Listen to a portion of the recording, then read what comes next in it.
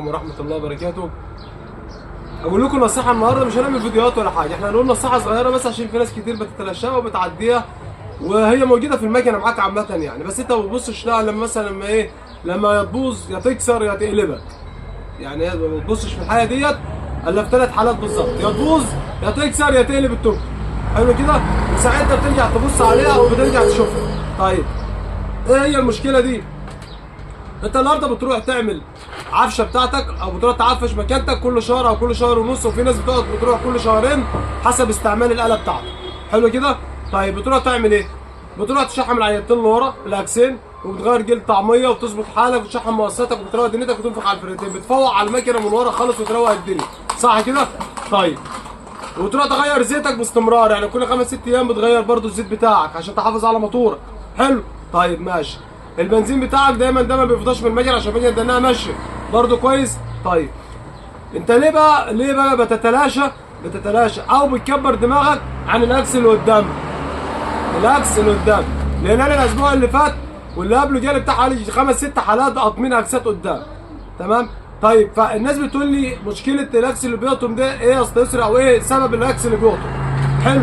طيب السبب الوحيد او الاساسي في الاول ان هو يكون عندك بنز الركبه او اكس الركبه مبوش جامد في قالب المكنه على جنب، الفرده على جنب، فمحمل على الايه؟ على الاكس بتاعها مع المطبات والكلام ده كله، فبيضعف الاكس بيروح قاطع. ده رقم واحد. الرقم الثاني ان انت بتروح تغير البيلي بتاع الاكس اللي قدام النهارده، بتغيره وتركب الاكس بتاعك، خلاص ما بتبصش على الاكس تاني خالص ولا بتحله من قدام تاني خالص. صح كده؟ طيب ليه ما بتحلوش؟ الاكس ده زيه زي اللي ورا بالظبط، وشغال على بلي برضه زيه زي اللي ورا بالظبط، بس الفرق بين الاثنين ان اللي ورا له مشحمه بيتشحمه وهو راكب، وده مالوش مشحمه عشان يتشحم وهو راكب. صح كده؟ طيب احنا نعمل ايه؟ حل المشحمه، حل الاكس ولا ايه؟